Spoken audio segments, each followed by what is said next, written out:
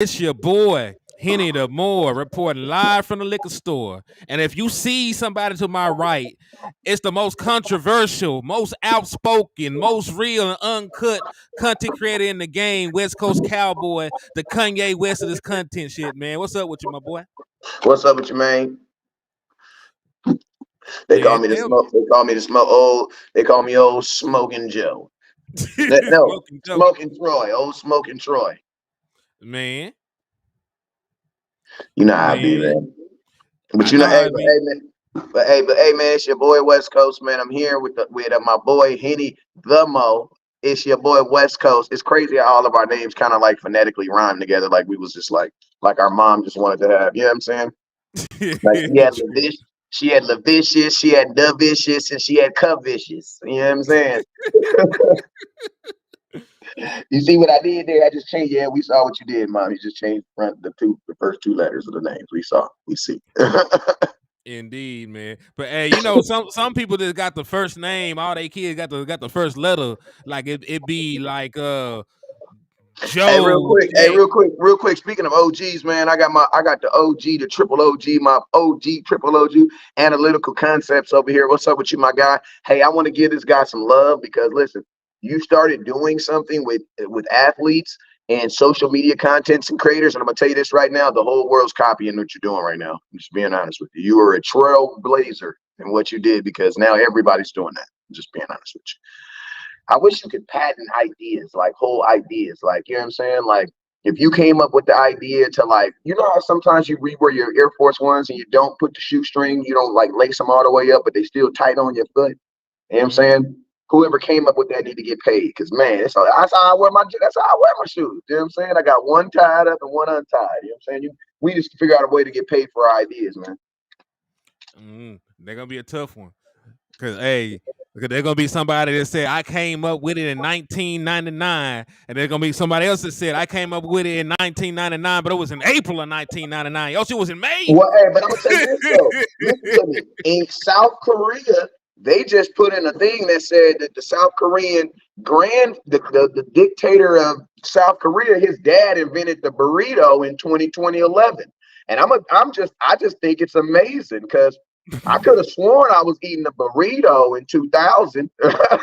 Hey man, say man, you know, You know what I'm like saying? I hey, got hot sauce in my burrito, baby. If I'm not mistaken, that movie came out in 2000. like 2000 flat, if I'm not mistaken. Like Like in 2000 flat, like Y2K 2000. Like we thought the world was going to end. You know what I'm man, saying? that's And we still was eating funny. burritos. And they said that they invented the burrito. So say, man, if you got enough money, if you got enough power, and if your son runs the country, you can basically do whatever you want to do. You know what I'm saying? So yeah, they invented the burrito in 2011, at least in Korea. Let them tell it. In the Korean history books, they created burritos. So hey man, let's live off that. Let's live off that in the 2024 history books, because we got some news that's been coming out right now. We got a guy who's been in our history books for a long time, right? A Mm-hmm. guy named the name of Greg Ellis. Right now, a lot of you guys know Greg Ellis by who we should have drafted. What's up with you, Miss Rivera? I see you 2719. I see you. Appreciate you for tapping in. Listen, we know a lot of y'all know Rivera, not Rivera. A lot of y'all know him, Greg Ellis, off of who we were supposed to. Now put in the comment box who y'all really wanted instead of Greg Ellis. If you're a real Cowboy fan, you old enough to know what I'm talking about, then you put it in the comment box right now. Oh, damn! That was the play. Bro, I thought I messed up and was saying the wrong name, bro. Because Nah, sometimes I get ahead of myself and be like, and then he got to correct me in the middle of the conversation. Be like, no, that was the other person. nah, he was Damn, right. let me find out on Instagram. Y'all don't know Instagram. Y'all don't know y'all Cowboy history, cuz. Numbhead Neil, no man. Shout out to my boy I Numbhead know Neil. Instagram is listen. Facebook, no. YouTube, no. Instagram, like we only been on Instagram, only been alive 4 years. So how we supposed Talk to know tall, that no. stuff? Everybody in the chat box got it right so far. I ain't seen no wrong See, name. Jose, Sugar Daddy, Jeff, bro, you tell me Nate, not one Felix. person on Instagram knows yet. Ready, Come red. on, Everybody know. Instagram. Come on, Instagram. I know y'all. Oh, y'all. This is the baby. This is the baby. This is the baby social media. Now I know. Come on, man. Somebody on Instagram know. They leaving, bruh. They jumping off Instagram. I They ain't finna take leaving, this. bruh. I ain't finna take this abuse. That's what they said. You ain't They, finna they, they business. said, you know what? I'm gonna go ahead and going over to YouTube where they ain't messing with people on YouTube. They ain't messing with nobody on YouTube. Come on, Man. man. Randy Moss, man. Come on. Instagram, we're going to have a talk after this because y'all made me look bad right now. My mama, y'all did, man. And you know what's Y'all made me crazy? look bad. You know what's We're gonna talk. crazy? We're gonna Greg talk after the Ellis. show. We're gonna talk. Go ahead. Greg Ellis had a good NFL career. He didn't have the Randy Moss impact, but people really shitted on Greg Ellis. He ended up having a good NFL career. Man ended up having 84 sacks in his career. You know, started consistently. You know, multiple seasons of having eight or more sacks. You know, could put it in perspective. Somebody we love, D Law. I don't even think he got the 60 sacks yet. Greg Ellis in his career with 84. So the man went out there and he had some production for the Dallas Cowboys. Had 77 with the Dallas Cowboys. Last year in the league, he was with the Oakland Raiders and had another 7. So he ended his career with 84. So Greg Ellis was a good defensive lineman. And the fact that we brought him in, being a first, he was not, matter of fact, he was a top 10 pick. He was the You're the number top 10 8, pick. number 8 overall pick out of North Carolina, 1998 draft. Played multiple years for the Dallas Cowboys. And he's back. He's back in the building. He was one of the hires of Mike Zimmer. Matter of fact, I got some graphics. Matter of fact, so let me pull it up. HTM got graphics, y'all. Let me make Let's sure see I it. pull the right one up though. All right, here it go. Here it go. So the Hey, Dallas listen real quick. Hold on real quick.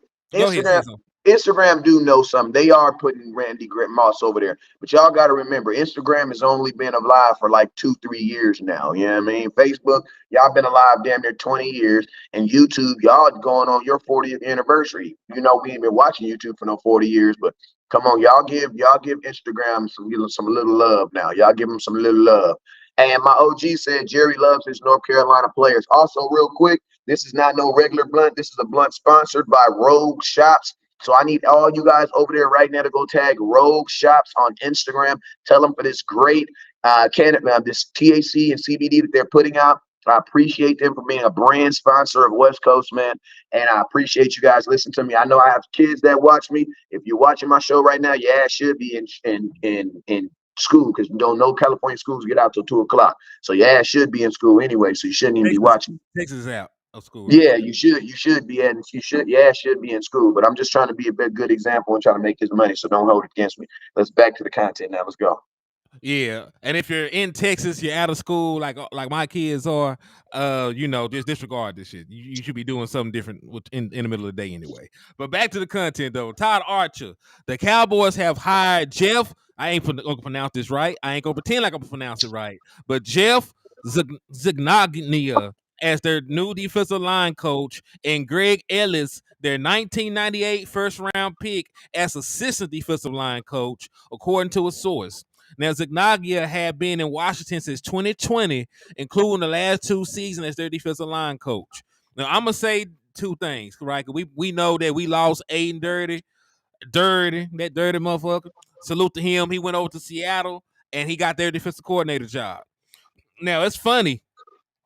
Our defensive line coach assistant defensive line coach went to Washington, and Washington assistant defensive line coach came over here to Dallas. So we swapped it out pretty much in regard to that. Now, one thing I will say, the Washington Commanders had a good defensive line. Nobody can argue the fact that the Washington Commanders did not have a good defensive line. Their defense overall had holes in it, but nobody could have looked at that defensive line, the way that they drafted and the way that they developed I players, mean, and go said that look they at how did not many. have a good one. Like, think about this. Y'all know how much I love me some Zeke. Go see how many 100-yard games Zeke had against them. Not many. I'm gonna Not be honest many. with you. The only team that could really stop Zeke as a running back was the Washington Commanders. Yeah, they were hard, dog. And think about the way that they drafted. You know, they had Allen over there, Chase, what was Montez Sweat. They had a good tandem. The dude that we wanted, right? We cut Ridgeway, and he was on the streets for like an hour before he ended up over there with Washington. So they had a good eye for talent. helping develop players, getting dudes in the door, and they've been a very formidable unit in the NFL for a very long time. So like I love it. I love it. They couldn't stop our quarterback. Yeah, they couldn't stop Dak, and that's really on the back end of their defense where they had issues. That front four, they got their hands in the ground. All them boys panned out pretty damn good. Hey, Chase. Go ahead. shout out to my boy Fluffy and Pups Frenchies. What's up with you? Hey man, if y'all got businesses, man, and you on y'all business page, man, make sure y'all drop some cash app so we can show y'all some loves. And when you guys drop your cash app, just all you got to do is just type in what you want us to say. You know what I'm saying? So say you want if you have a business, right, and you want HTM to shout your business out, all you got to do is say send a $10 cash app, and then just what you want to say. What? Hey man, it's your boy West Coast. Hey, I'm rocking with my boy Fluffy Puffs Frenchies in 2024. I got my own dogs coming out, but right now I ain't got no dogs, so I'm rocking with my dog. There you go, man. You feel me? Shout you. If you want some love, put it in the comment box, and we got you. Back to the conversation. There you go. And we promotion. we monetized on both YouTube pages. So if you want some promotion on YouTube, you can send super chats, super Hey, stickers, and because all I that other buy a stuff. lot of stuff from the nation. I buy a lot of stuff from the nation. Like I buy a lot of the stuff that you guys sell, and a lot of the stuff that you guys make, I buy it. Indeed. Yeah, we're gonna show love, man. That's how we do it. But I like the move though, man. I like the move because one, Greg Ellis as an assistant defensive line coach, he did enough in the NFL to garner the respect of the player that he coaching up. He was good enough in college to be a top 10 pick. He was good enough to last in the NFL for damn near a decade, if I'm not mistaken. That man, matter of fact, he played 11 years in the NFL. 11 seasons in the NFL is hard to do. Had the And one thing production. about this, Was a Pro Bowler. and I'm gonna tell you this about Greg Ellis. One thing I like about him is this is a get to the point. Like one thing I love about everything, and I was gonna make a video about it, but I was kind of in my I gotta stop doing this too, because I was like, man, they ain't gonna care nothing about this video. I'm gonna have 12 people that's gonna watch it. But I still should have made a video on it anyway. But my cousin saved me because he was like, hey man, you want to go do a show? And I was like, yes. You know what I'm saying? I just do a show. One thing I like about this is a move directed 100% at what we are struggling at, and that is stopping the run. This is the Dallas Cowboys making a cognitive decision to try to stop something that has been hindering them from getting forward. Because not only did they hire a player who's known to be able to do what you did, they also got a coach. You know what I'm saying? So you have Greg Ellis. The thing I like about Greg Ellis is this. Greg Ellis will be able to actually get down in the trenches. You have a coach that's going to be able to show you how to do it. Then you have a player that's going to be able to get down in the trenches and actually show you how to do it. You know what I'm saying? And Greg Ellis is also old enough and young enough where you can still pull up. He can then still pull up his film and showing himself doing it against some of the better running backs that have played in the NFL. You know what I'm saying? So at the end of the day, listen to me. Like, we don't know if it's going to work because we haven't seen it work. But what I do say is this. I love the inertia. I love the willpower that they're putting behind it to at least try to fix it. Bro, last year, you know what we said we were going to do? Stop the run? Nothing.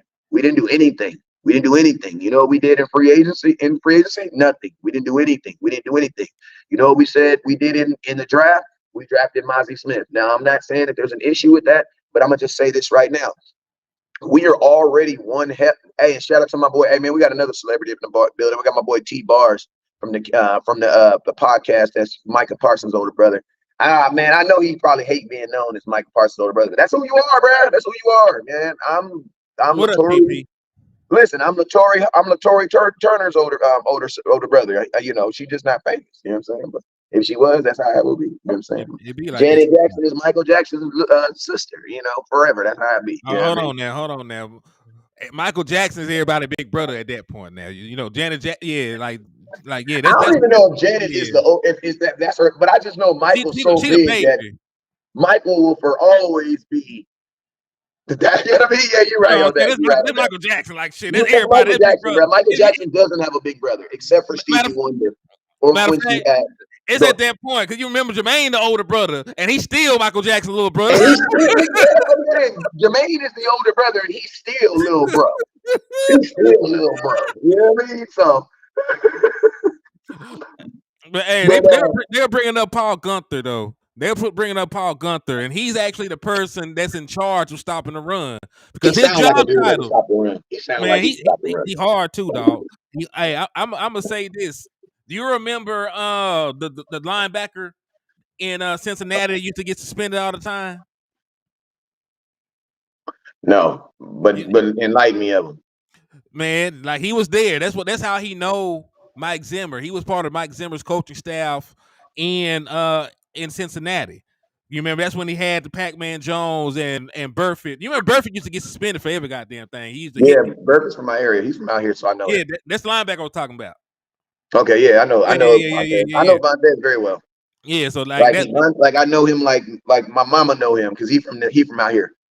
Yeah. So like he's put together some very stout linebacking cores. He was a linebacker coach over there, defensive assistant. And listen, man, like if we're gonna stop the run, it's gonna be his job. His actual job title is defensive run game coordinator. He is coordinating to stop the run for the Dallas Cowboys. And West Coast Cash App is I'm gonna pull it up for you.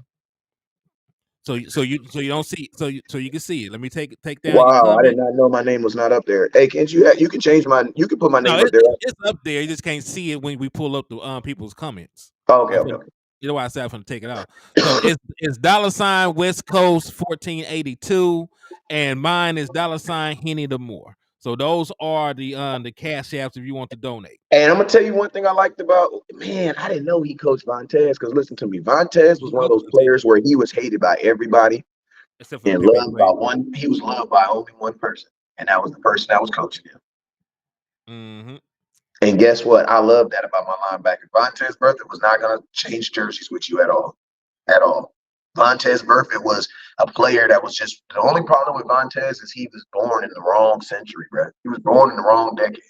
Like if he would have played in the 80s, he would have been a Hall of Famer. He would have been a Hall of Famer, bro. Because they would have loved him, bro. They would have loved him. You know what I'm saying? Like how violent and nasty. And the one thing I like about it is, man, he obviously had a coach that allowed him to play like that. Mm-hmm. Because they would just pay the fines and move on. And that's all they would do. They would just pay the fines and move on. Because you got to think about it. Because Vontez will end up being a Pro Bowler and a second team All Pro in 2013. Yeah, So yeah, man, he was a damn good go ahead. linebacker. No, they were all gonna say he was a damn good linebacker. You know, they just didn't want him in the league because of the play of the people he was putting out.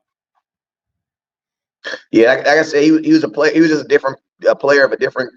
He was, you know what I'm saying? This was not the era for Vontez Burfict. Out of Arizona, I know him very well. Went to Corona Centennial. Yeah, so his coach is going to be the person in charge of Dallas Cowboys stopping the runs. And I like that because think about the linebackers he had. Think about the kind of personalities of the linebackers he had. Like they were Yeah, I mean, hard with nosed, him, that tough, lets me know that nasty. we are going to have a real linebacker because he always had a real line. We're going to have a real linebacker, a real middle linebacker, not someone that's getting changed into a linebacker. Like, I'm going to be honest with you, bro. Like, there's no way Jerry's going to convince these guys that they can do it with what we have. I don't believe so. Shouldn't. You know what I'm saying? My boy said Shouldn't. Antonio Brown ain't been the same since Vontez hit him.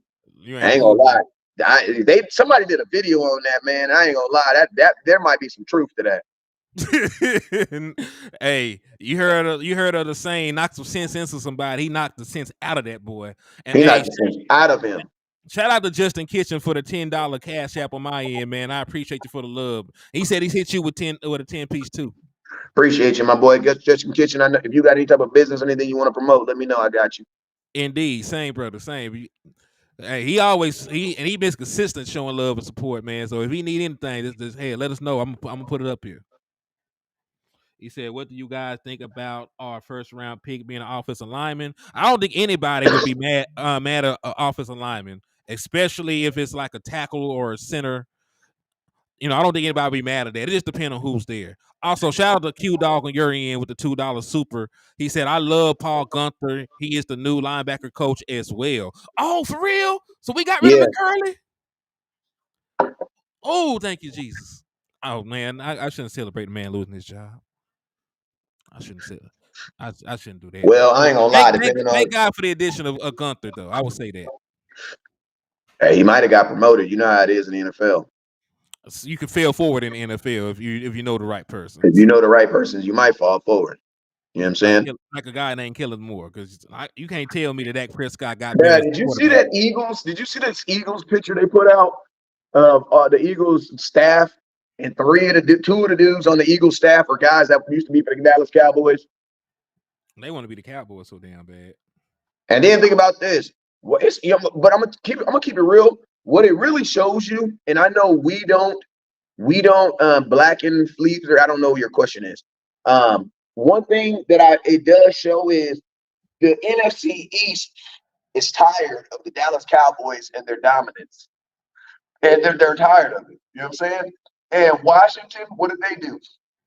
Fill their staff up with coaches from the Dallas Cowboys. What did the freaking Eagles do? Fill their staff up with coaches from the Dallas Cowboys. You know what I'm saying?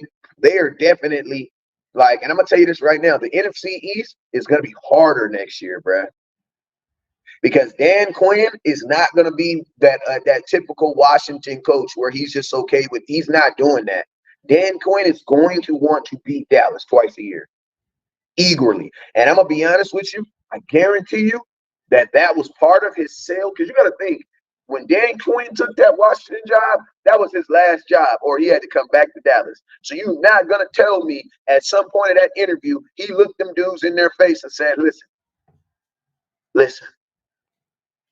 I know how to beat those Hasadidi Cowboy star. I know how to beat them.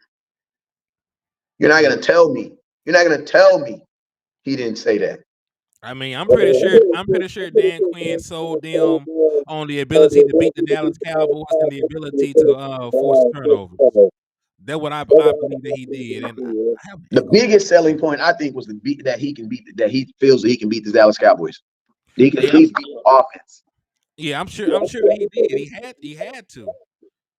Hey, I got an echo. Something come from somewhere, Wes. Hold on. It sounds like it's echoing back on your end.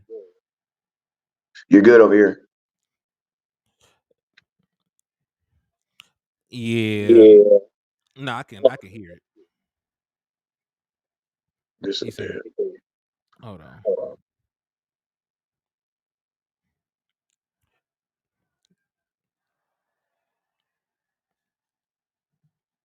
Yeah, I agree with you on that. All right, I let me agree with put it that. in. Okay, I'll just turn them down while I talk then. So yeah, because when I turn you down, I can't hear it. So it's on your end somehow. But it's all good though. I don't know, man. Dan Quinn, with the moves he been making, he been seeming real oppish. Like, I want to go ahead and punch Dan Quinn in the mouth week 1 if humanly possible. I don't want to go ahead, rough his ass up, and get his ass out the way at this point, bro. Like, at this point, Dan Quinn just need to go ahead and get 2-piece, get his eyes blacked up, and we can put the shit to bed. Cause I ain't never got shit talked to me by a Commanders fan before, and I'm seeing them just running wild on the social media sites and shit right now. So, like, if anybody gotta be the week 1 opponent, we usually start week 1 with the Giants or something random like that. Give me the Commanders this year. I want to go ahead and beat them in Washington and just go on about my season, because they're gonna be hyped. You remember how they hyped the Giants to start this season? I'm pretty sure they're gonna try to hype the Commanders, especially if they go out there and draft a quarterback this year. If they draft a Jaden Daniels or a Caleb Williams, they're gonna try to hype them over the Dallas Cowboys going into the season. And I want to go ahead and ruin their dreams week 1 so we can get back to our regular scheduled programming. What do you think about that? Just going ahead and bullying their ass out the gate.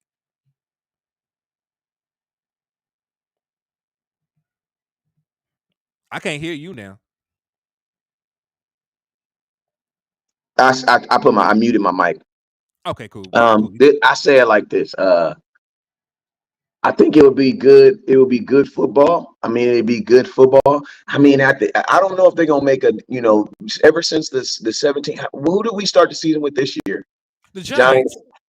And the year before, I mean, It's always like somebody from the division or somebody like super hard, because the my Dallas question is, Cowboys. why is it always the damn Giants? Like, what's up with the Giants? You know what I'm saying? Like, I don't know. Like we have started like, bro, that's like, damn, I just thought about that because there was one year, no, it was 3 years in a row where we started the season off with the Giants. If I'm not mistaken, all three of them were in Dallas too. Yeah, man, give us somebody else.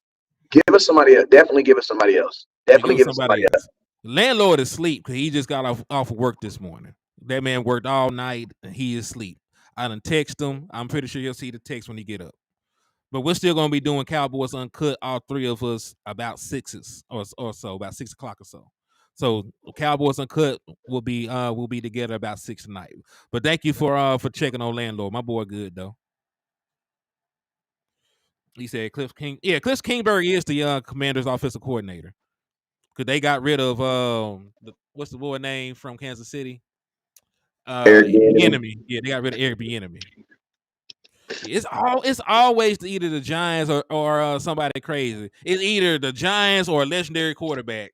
Because 2 times it was Tom Brady, and then the other times it was like the Giants. So it's always either a super fire ass quarterback or the Giants randomly. I don't like that. If we're gonna have another divisional opponent, let me start in Washington.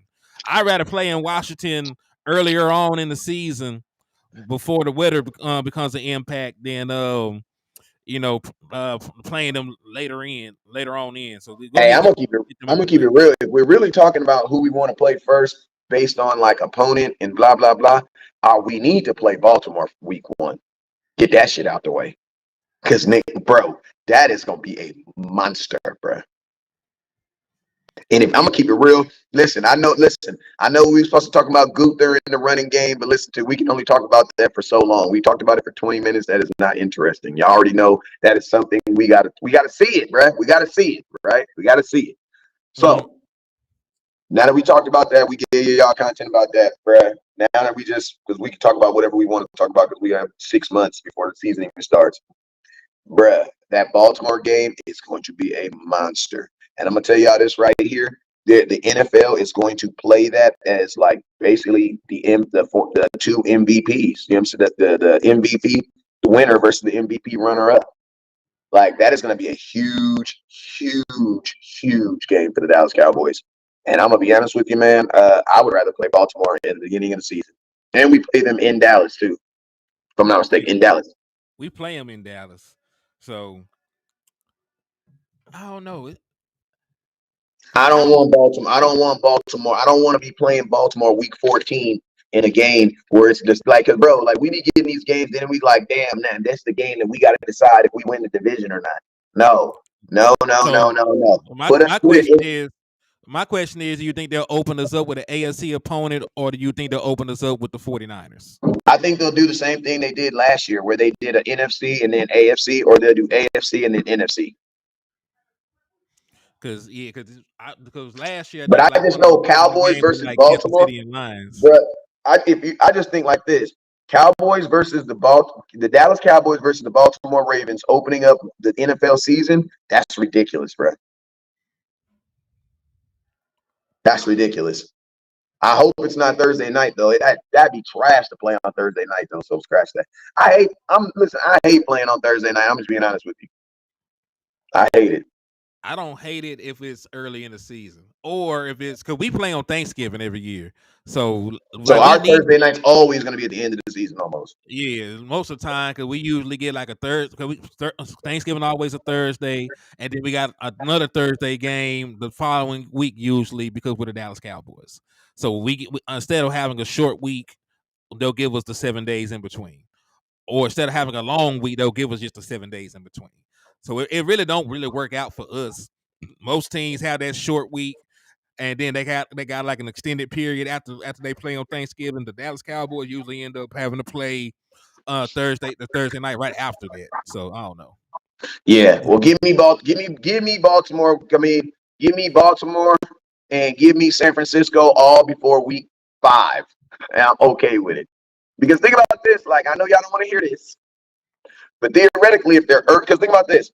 Losing to a team like that at the beginning of the season isn't as bad as losing to them at the end of the season. You know what I'm saying? And I'm not trying to say I believe the Cowboys are gonna lose or blah, blah, blah, blah, but man, you know, you got to go to, Cowboys. And I'm gonna tell you this too.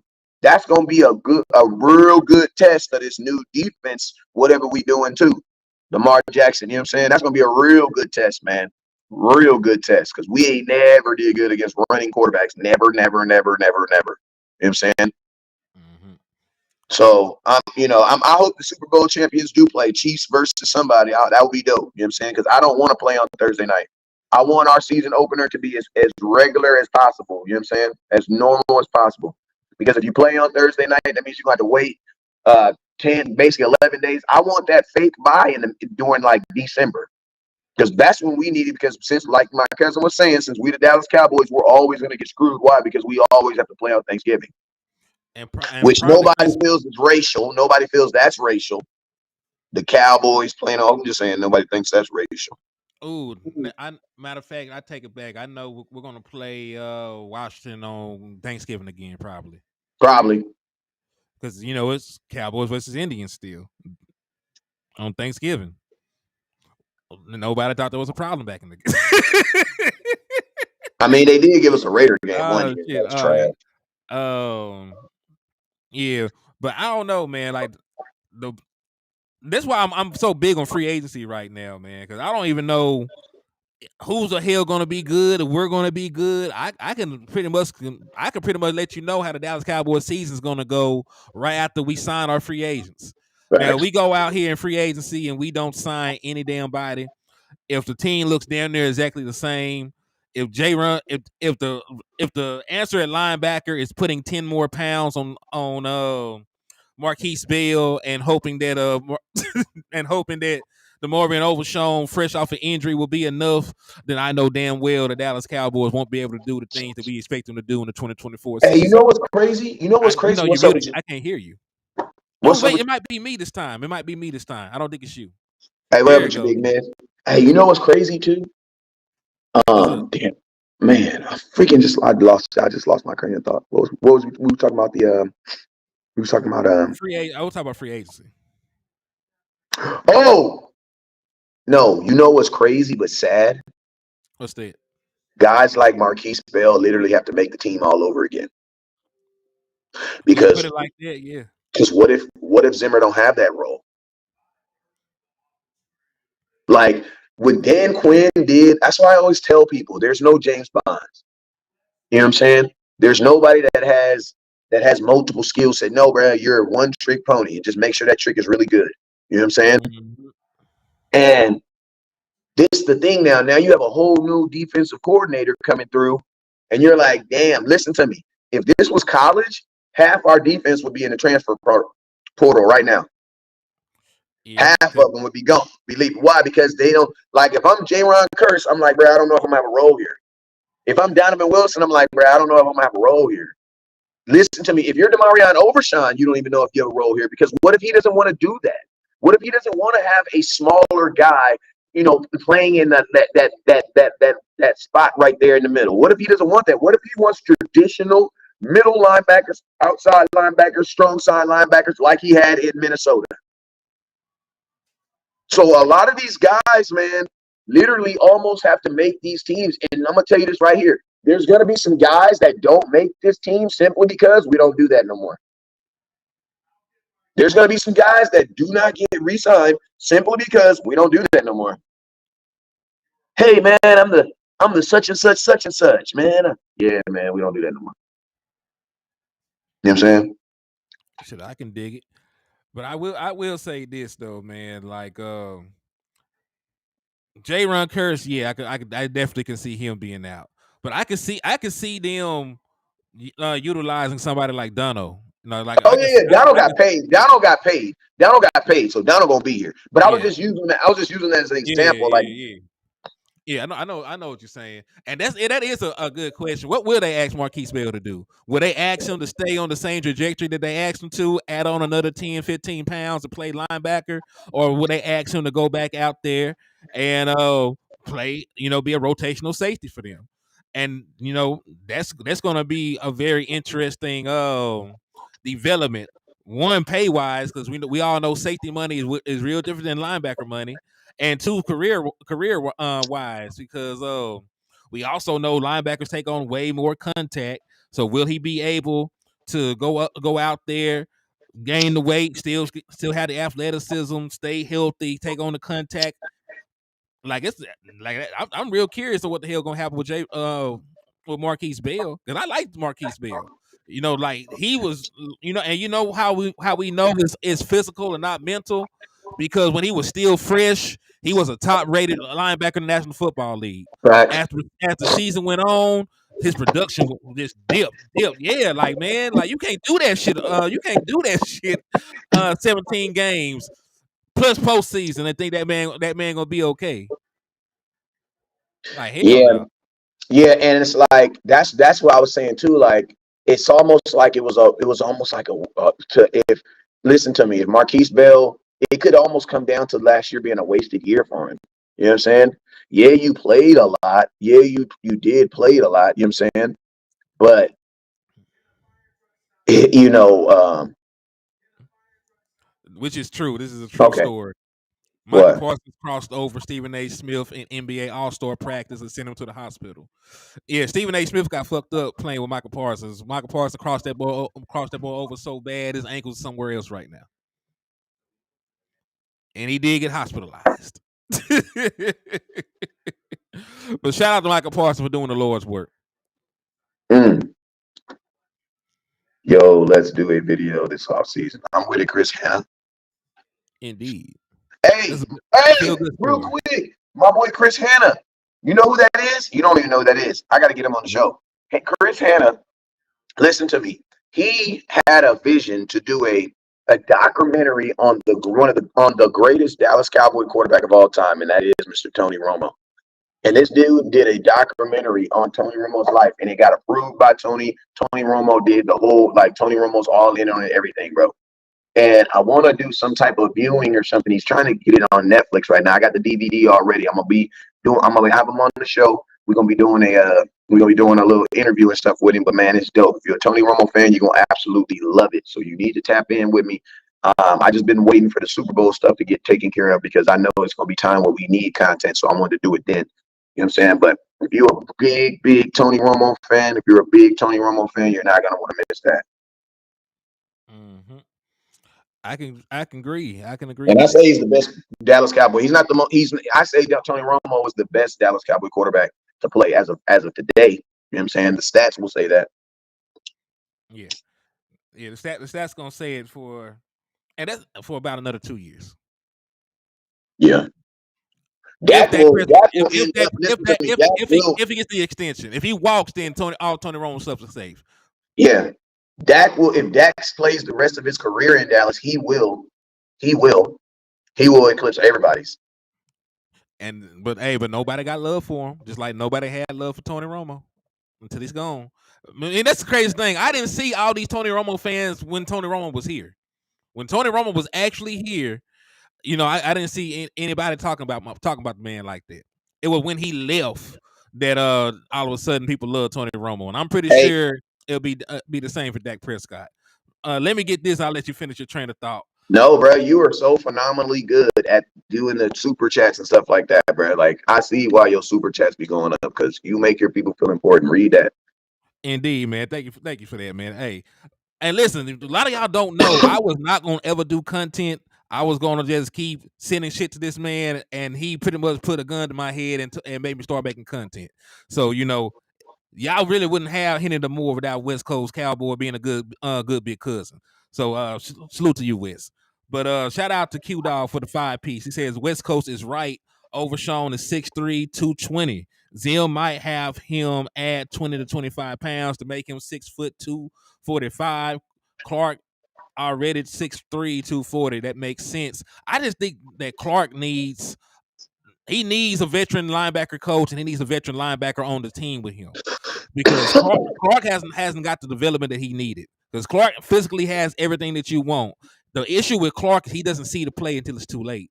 Thanks. And I'm gonna tell you, the issue with our entire linebacking core is this: they need an on-the-job trainer, bro. Like, this is not one of them jobs where it's like, listen to me. I be stuck in traffic sometime, right? And the Lord, at 41 years old, the Lord really be showing me stuff, bro. Like, I be stuck in traffic, and I'll look over to the side, and I'll see these construction workers working, bro, like with hammers and nails and just dirt all on their face. And I'd just be amazed, bro. Like, these dudes are working. Like, I work, provide for my family, but goddamn, these dudes are working, right? And what I also notice about this, right? There are jobs like construction, bro. Your first day on the job, bro, you is not gonna be touching no tools without what? Without a little Jaime right there, or a little somebody right there that's gonna be standing there saying, nah, put this there, yeah, put that there, put this there, put that there. That's called on the job training. On the job trainers. They have on the job trainers. I'm gonna tell you this right here. Linebacker is a position. You need an on-the-job trainer when you come into the NFL. Wide receiver, you don't need that. You don't know why? Because you don't need a trainer to know how to run past somebody, right? You could just run past the dude, you know what I mean? And catch the football. But there are positions you need on-the-job training. You need a experienced dude above you that can help you. Because I'm going to tell you, I'm cooking right now.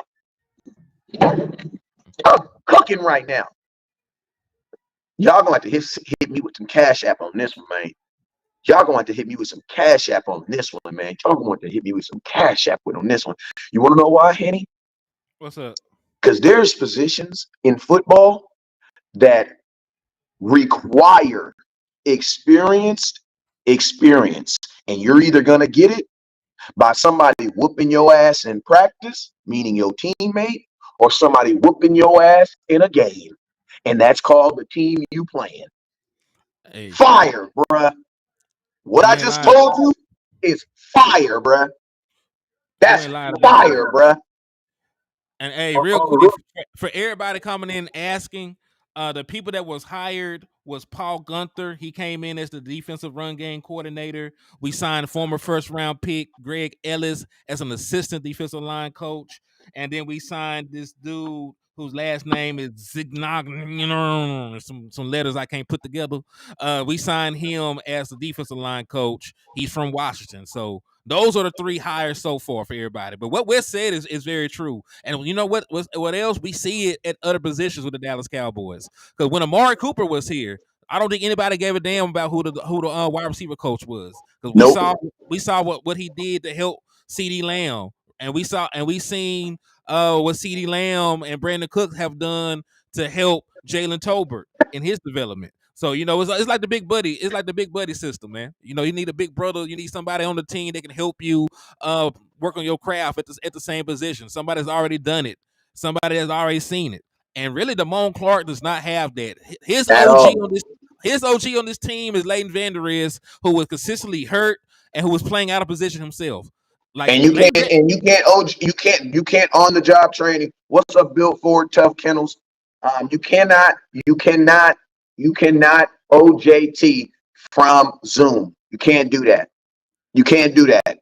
And when you're hurt, you're on Zoom because you can't actually stand here with me. Because see, when you OJT and we both healthy, I get a rep, I mess up. Damn. When what you do is you don't tell me how to do it. You scoop my ass over and be like, this is how you do it. Like whenever I take over a team or whenever I coach a new team that has my kids on it, you know what I do? I put my kids in first. You want to know why? Not because my kids are best. Not because my kids or because I want to highlight my kids. You want to know why? Because my kids know how to do it. They know how to do it. So guess what you get to do? Just do what they're doing. You always put the kids in the front who know what they're doing in the front. You know what I'm saying? That's what the OJT gonna be. You know what I'm saying? We need, and listen to me. You need it. You need it. Why? Because there's not, with the NFL is not like high school. Listen, I know y'all, this is gonna go over y'all head when I say this, but they're really not coaching in the NFL. Just being honest with you. You know when they're you know what they're doing? They're coaching scheme and execution, but they're not coaching skill set in the NFL. Want to know why? Because they've already paid you, bruh. You should already know how to do this. The NFL is not paying you for they're not paying you millions of dollars to hope you know how to do something, bruh. When you sign a contract in the NFL, theoretically, You know how to do this. And if you need more help, you know when you get that help, February, March, April, May, June, some in July. But bro, they're not out there individually helping players. They don't have enough time. They don't even have enough coaches for that, bro. They don't. So you need to find ways to get coaches on this team, bro. We were the youngest team in football in the playoffs. And guess what? We were also the only team in the playoffs who lost at home. Which is I sad. don't know if that is a coincidence, but man, I'm tired of these damn coincidences. That's all I'm gonna say. Yeah. She said there should be the guys are still young and teachable. Well, the young guys especially. But I will say this. There are people that are specialists that help NFL players, during the off season. Like you got to think about the guy in the Green Bay Dallas was young, area. but they had experience at the experience positions. They had an experienced running back. They have an experienced offensive line. Wide receivers was about the same. Green Bay was. I'm listening. Y'all just want to take the L. We got to take the L one night. Green Bay was younger than us, but you know what they also were? They were way better coached than us that day. Go ahead. Nah, I was just talking about what's the offensive line specialist over here? You know what I'm talking about. The work with the players all the time. Oh, Because his you name mean be D line? You mean the D line? offensive line. You know who the hell we always send our players to him, but he's not with the league. Y'all know in the chat box what the hell I'm talking about. I'm getting old. Y'all gotta help me with remember these names. Herman or something like that.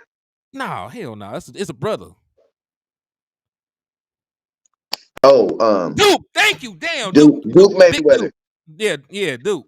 So I agree to an extent. There are people that they need to go and see in their free time to improve. But younger players still need coaching in my opinion.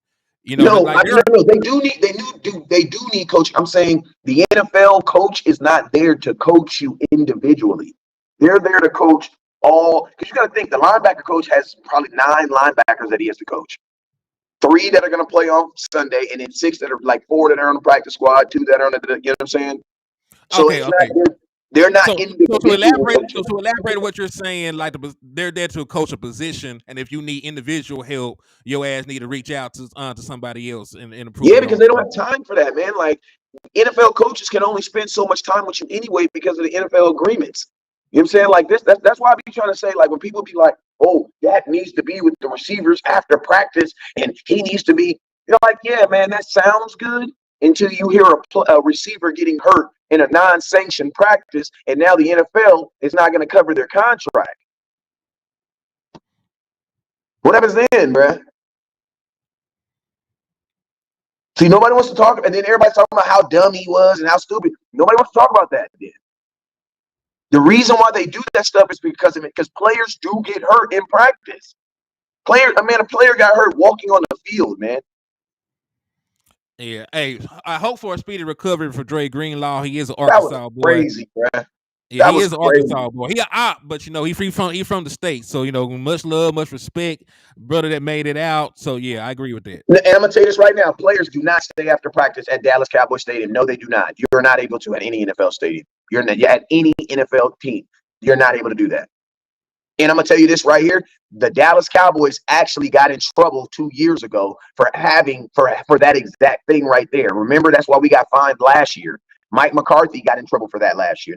Mike was they can't find the whole team. So remember, they freaking Mike McCarthy got fined for that. Now Jerry was probably the person who paid the fine, but Mike McCarthy did get fined for that.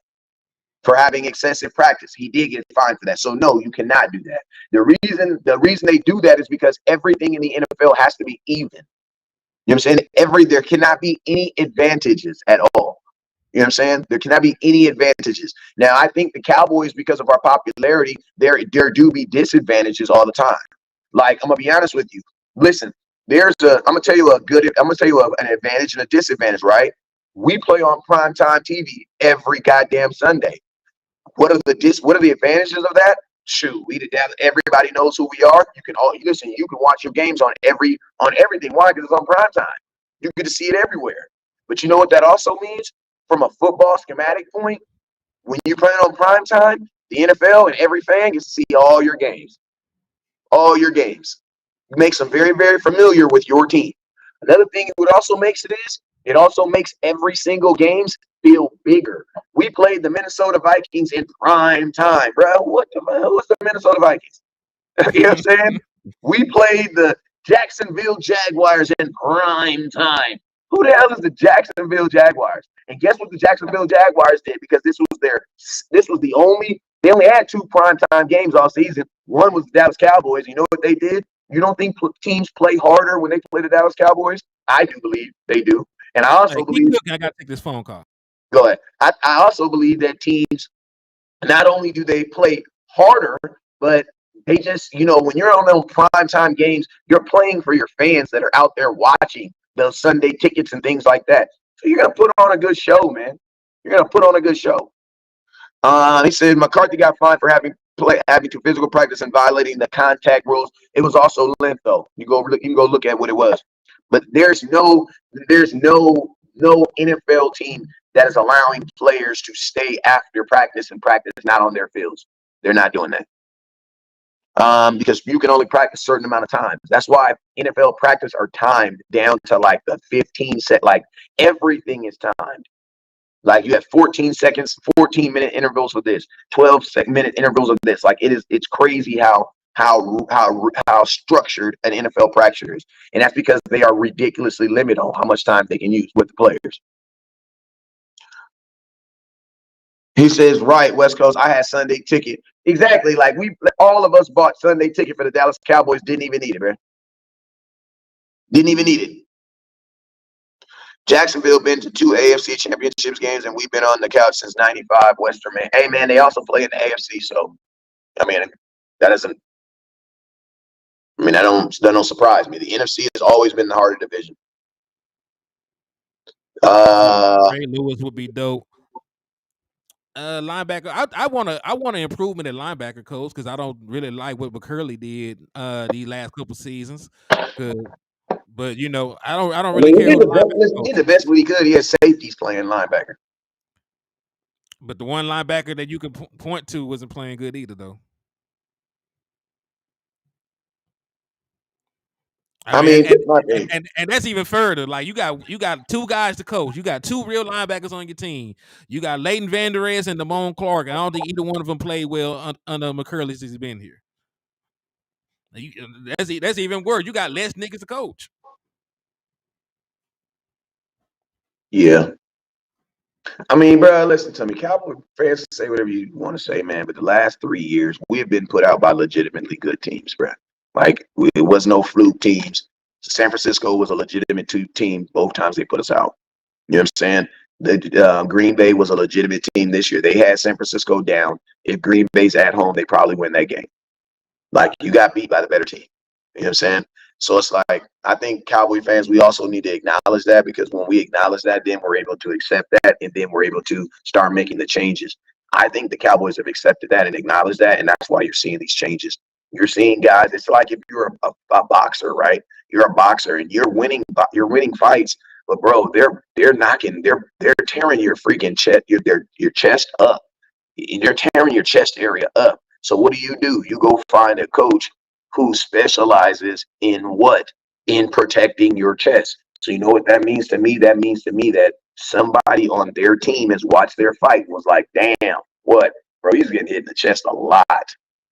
And guess what? Over the last 5 years, we haven't even had that in Dallas. We haven't even had someone that's just been looked at him and been like, damn, we have not really stopped the run. You know what I'm saying? So it starts with the coaching.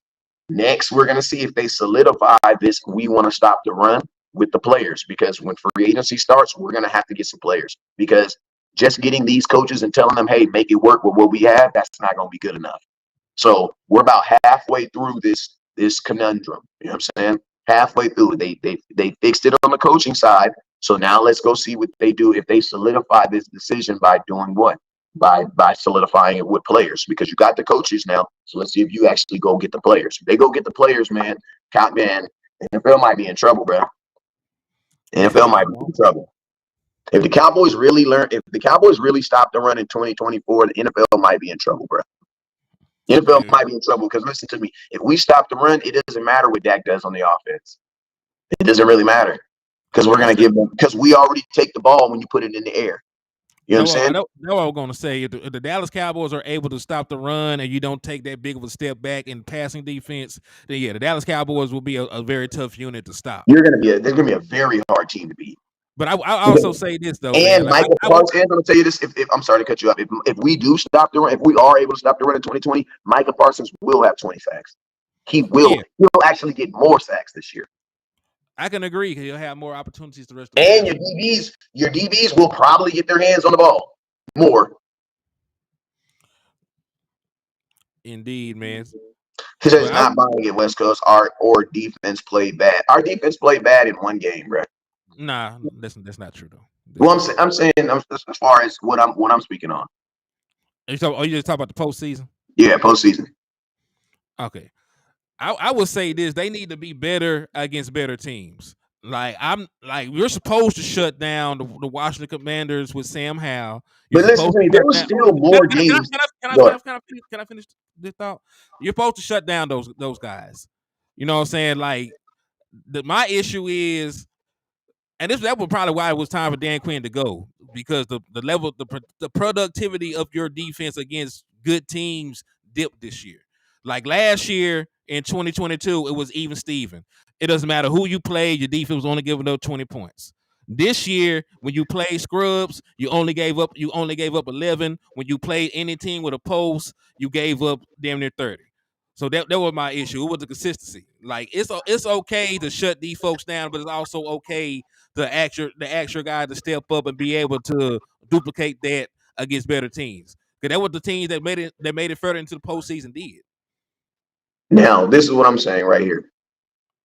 You only really got to stop the run about 4 times a year. So, did your defense play well enough of majority of what you needed to do in the NFL? Because listen to me, even if you stop the run 100% and you give up in the pass game, you probably lose more games than you win this year. You only really need to stop the run versus teams that want to do what? Run the football. Most teams in the NFL don't want to run the football. They don't. No. Now, we understand that when you get in the playoffs, that's what teams are kind of forced to do. Why? Because of injury, because of weather, and because that's just what playoff football is. So when I say the Dallas Cowboys defense played well majority of the season, they did play majority of the season, and they are a good defense. And I'm not saying that the Dallas Cowboys need to tear this defense. If you tear this defense down, you're a worse defense now. This is a defense where we're asking the Cowboys to do one component. Think about this. If the defense is so bad, why are we saying if you fix this one component, you probably have the best defense in football? That's because the other factors of the defense are really good. They're really good. So I don't want to sit up here and just shit on this defense, because I think that's what we tend to do. We played bad versus teams that wanted to run the ball. Why? Because we're not designed to stop the run. That's like a baby diaper. I always give the analogy of the cheap diapers, right? Like we had on diapers that just said diaper. You know what I'm saying? And this is a 9-month baby, and we have on 3-month-old. Oh, we have 3-month newborn diapers. You know what I'm saying? That is not a diaper that's designed to catch all the shit that's about to come out that big ass baby. That's not. You know what I'm saying? So why would we even expect? I was not even expecting to stop the run this year. What I was expecting is that the offense was going to have long, methodical drives, and my defense wouldn't be on the field a lot. So that's why I was never any team that listened to me. I predicted Buffalo was going to run all over us. That boy James Cook. I predicted it. I even won a couple bucks off that prize pick. You know what I'm saying? So when I say the Cowboys defense, we are if we're able to stop this component of what our defense does, then guess what? Because listen, you go look at games where the Cowboys did stop the run, you have blowouts. You have games where it's just total domination. And that's what you're going to get. You know what I'm saying? Because guys like Micah Parsons, he is going to get that. The missing element to Micah Parsons getting 20 sacks right now is he needs their team still have the ability, even when they're down, because we cannot stop the run. Teams still feel like they can still run the football. Why? Because they know we can't stop it. And I'm going to tell you this right here. I don't give a damn how many points I'm down in an NFL game. If I feel like I can still run the ball and get 5 to 6 yards on your ass, I feel like I'm still in this game, bro. Because I mean, play all action. that all that is true and all that is fair. But all I'm saying is like they need to be better, Yeah, against one of of the course. I'm not yeah. saying Yeah, hold on. All I'm saying is when you play these other teams, you know what I'm saying? Like you that can't run get the ball. I mean, not just run the ball. They tore us up with play action too, with Yeah, but motion. That's play action is oh, oh, indicative of can, running can, the can, ball. can I finish the train of thought and then you can finish? Because there's like three things I want to touch on. So play action, motion. There's a bunch of shit outside of just running the ball that they struggled against. Now, partially some of that shit is because Trayvon Diggs was out. But I can give them that. Right. Some of that shit was on because Trayvon Diggs wasn't there. But it wasn't just running the football. Like they got passed on too at times when they played good quarterbacks. They weren't taking the ball away from these good quarterbacks. They weren't taking the ball away from the guys that were from the good offensive coordinators and quarterbacks. Like those turnovers and shit that came in bunches, they didn't happen when we played good teams. It really barely happened in the Seattle game. I So mean, that's all. to be and think about this, and that's the reason why you lost. So it's like, I mean, so we won the we're Seattle. basically saying we're trying to. I mean, this is the thing. Play action is all set up off the run. So it's like a team, just like in that Green Bay game when they torched us with Anthony Brown. Go look at that play. If you're a team that's able to play action, you're able to move that. All that is motion. All that is movement. All that is movement. So if you're able to stop the run, one, that kills the play action. And I'm gonna tell you this right here. That's kind of like the obvious, like the elephant. That's like the obvious. You know what I'm saying? That's kind of like the obvious. Like in the games that we didn't do that, those are the games we lost. You know what I'm saying? But guess what? You still won 12 games this year, which was more. So you actually won more games than you actually lost games, double the amount of games. Now we can say, the games that we lost are, now I believe each game you lost for some different reason, but one of the biggest commonalities in all of this was the Dallas Cowboys' ability to stop teams from running the football on them. You know what I'm saying? And that's another reason why, like even the blowout games that we had, even some of them blowout games that we had, they were games, and then guess what? Then they became blowouts. It wasn't like a straight just, except for maybe like the Giants game, where it was just top to bottom, just kill, kill, kill, kill, kill. You know what I'm saying? So Cowboys stop the run, man. Y'all know it. The Cowboys stop the run. You're gonna be able to. I ain't gonna say you may go undefeated, but it sounds like you might go undefeated if you ever stop the run. I hope so. The question will be, and one of the things that Dan Quinn did not do was match personnel up pretty well. Because we heard it from the horse's mouth. Josh Allen still expected to go out there and throw the ball, but he said because they stayed out there in that dime and nickel all damn game that like they invited that ass whooping on them. And we really go back and look at the game, it seems true because they didn't really start running the ball until like the second, third possession. So I sort of believe him when he said that they weren't intentionally coming in there to run the football, and that the looks just were too good not to run against them. I mean, think about it. Even when you're in your base defense, you technically have an extra cornerback on the field because you got Marquise Bell playing linebacker. So even when you're in quote unquote regular personnel, you're still actually in nickel. You got an extra defensive lineman on the field at all times. Yeah, I mean, defensive back no, on the field at all times because of that. yeah, and then you got to think, freaking like you got a guard pulling on a freaking safety, really. You know what I'm saying? Like, man, I know they're freaking. All this is being recorded, but they're killing these dudes, bro. Like, even if you don't, even like you could just have you could literally just have a guard pull at Marquise Bell on a fake play and just have him pull on his ass and just hit his ass, right? Boom. And don't even run that way. But Marquise Bell still got to step up and still got to take on this guard. Why? Because he don't know if there's a running back behind him or not. Then the very next play, you could run the same play and actually give the running back the ball. Like, bruh, there's just so many. And then, and I'm not, and listen to me, and I don't want people to think that Marquise Bell's not a good player, but it's like, Damn good you're player. You trying to actually do freaking, too much. you're gonna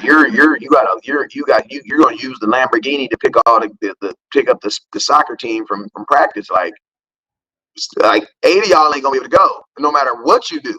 You know what I'm saying? It's just not gonna happen. It's not physically possible.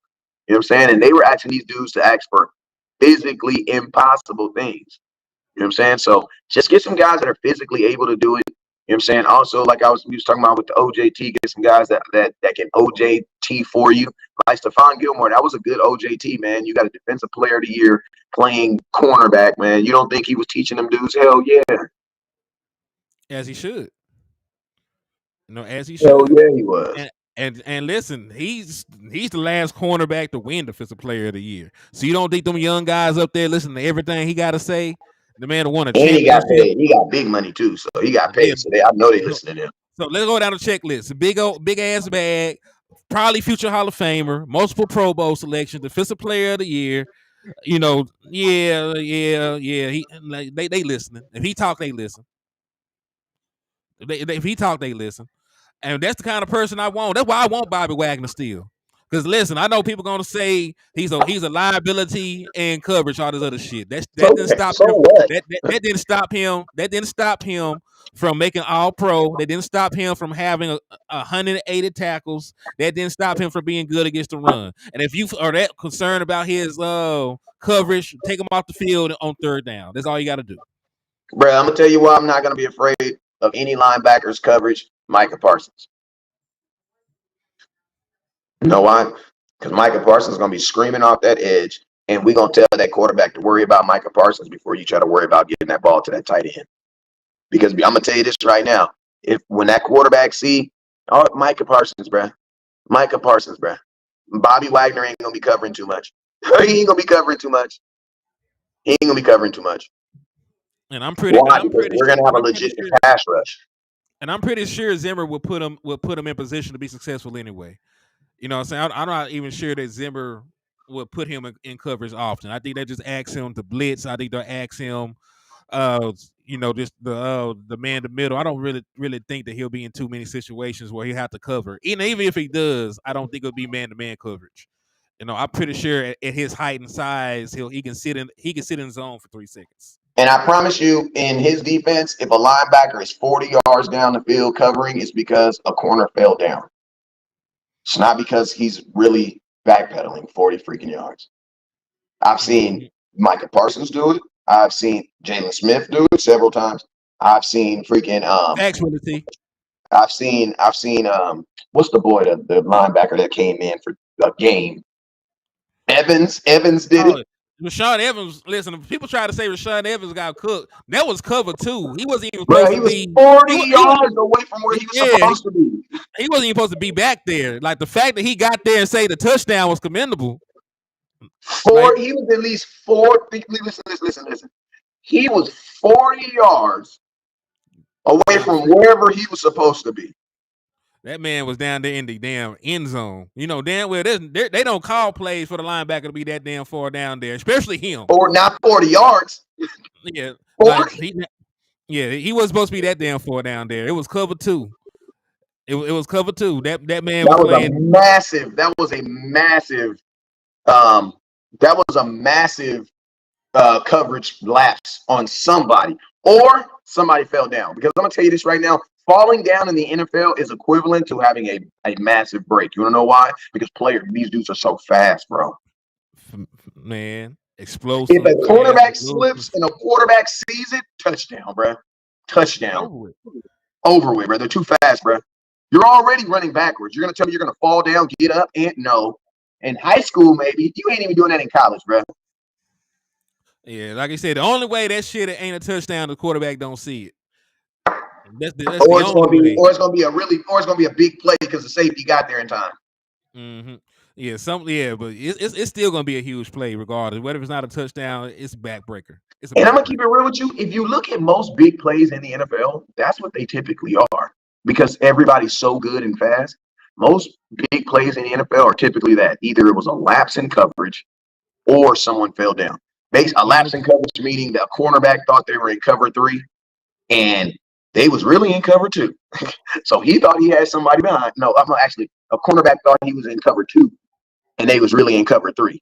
So he let that wide receiver run past him, and that safety can only be at one place, and there's only one. He can only be on this side of the field, that side of the field, or in the middle. Mm-hmm. You see it even on CeeDee Lamb's play. On CeeDee Lamb's big play, I think if I'm not mistaken, didn't I think somebody Yeah, that's what I said. It was Cornerback. man-to-man coverage. He was with CeeDee Lamb, but then he wasn't with CeeDee Lamb. He slipped at the last moment, and it was over with after that. He said Yeah. Evans is proof how bad McCurley was. I mean, yeah, like, listen, we didn't even play Evans. We went and got Wilson to even play him. You know what I'm saying? So like, I don't know, man. That was weird. I just found that weird. She said Queen Cowboy said too much merry-go-round going on in the NFC East. You know, as long as good players are coming, as long as good coaches are coming here, I don't care where they come from. You know, because I didn't need somebody on our staff that can make us better.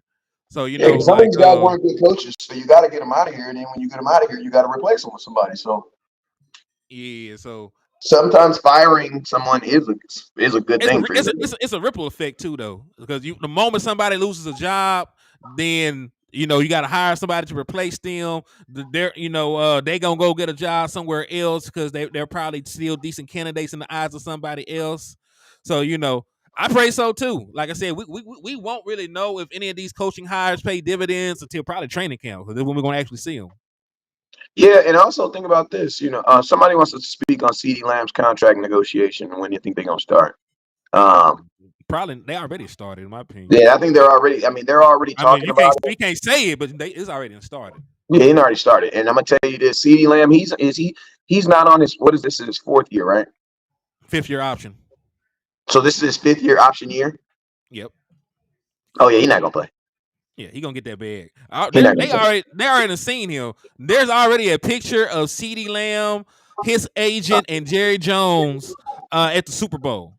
Like they talking. Yeah, and I'm gonna tell y'all if they don't get it done, do not be mad when CeeDee Lamb talks about not being at training camp. Matter of fact, So here it go right here. So yeah, Cowboys owner Jerry Jones, CeeDee Lamb, and Tory Dandy, Lamb's agent, hanging out in Las Vegas. So you know, this was around when CeeDee Lamb did the show with Michael Parsons. He was talking about being either the or one of the highest paid wide receivers in the National Football League. So I'm pretty sure it's started at this point. As it should be. And you know what? You know what that also lets me know? Jerry Jones. You know what? Maybe this is the all-in mindset that they were saying. Because guess what? You know what? You know what? Oh my God, the weed did this. We do this. Plug that herb again before you give your point. Hey, listen. Maybe going all in for the Dallas Cowboys is just doing stuff that makes common sense. I hope so. Imagine that, bruh. Going all in for the Cowboys. We don't have a linebacker. How about we get a linebacker? All right. Damn, that makes too much sense, bro. We don't have this. How about we do this? We don't listen to me. We don't know how to stop the run, nor do we know anybody that knows how to stop the run. So guess what we got to do? How about we go hire somebody that knows how to do it? Okay, then, because I'm gonna tell you, y'all know that's what rich people do. Rich people don't learn stuff. You know what they do? They go hire someone that learns them. Like I know, like listen to me, Micah might get mad at me, but Micah, I ain't gonna tell his business, but I'm gonna tell you this: Micah got better in Madden overnight. You wanna know why? Because he plays with the best player in the world. That's all I'm gonna say. The guy that just won the bet, Henry, that black dude with curly hair, that's Micah's buddy. That's Micah's playing buddy. Now, do they probably got some type of agreement? They probably do. You know what I'm saying? They probably do. Just like all these professional athletes want to go to the lethal shooter guy and want to become these great shooters. You know what I'm saying?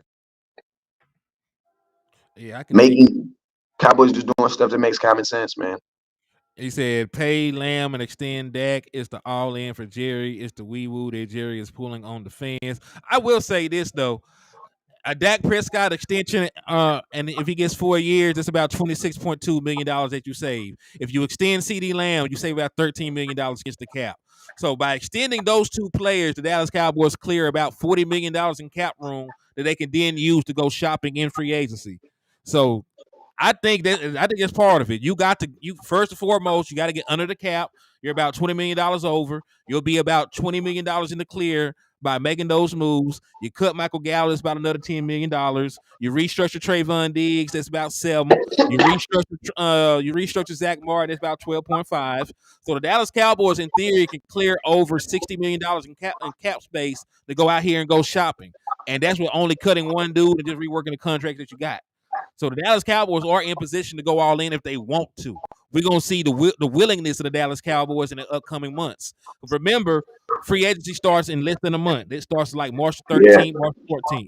So we'll know then what they're gonna do. If the Dallas Cowboys make a move the first week of free agency, no, the first day I should say. First day of free agency, the Dallas Cowboys make a move, then you know if they're really all in or not in terms of bringing in the name. And you know what I would do with Jerry Jones? What's If that? I was Jerry Jones, you know what I would do? Because you see how close CeeDee Lamb and Micah are. I would pay CeeDee Lamb and I would turn around and pay Micah Parsons the next day. And I would try to give them the same damn contract. I'd give them the same contract, bro. I'd give them both. Because imagine if you give Micah Parsons 4 years, 24-year deal, $110 some million, $110 million, give CeeDee Lamb, I think they would both sign that. I think they would both sign it. And then think about this. You're done. This year's cap is gonna be strapped. They're not even strapped, but it's gonna be taken care of. And then Cowboys just do what they normally do. But then going forward, you don't have really nobody to pay. Like instead of stringing contracts along, pay them or like do what the rest of the NFL does. As soon as someone's eligible to be paid, pay them. Why? Because that's listen, you're gonna have to pay a lot anyway. So the quicker you get over it, it's like taking a pill. You know what I'm saying? It's gonna hurt swallowing it. You just going to swallow it, man.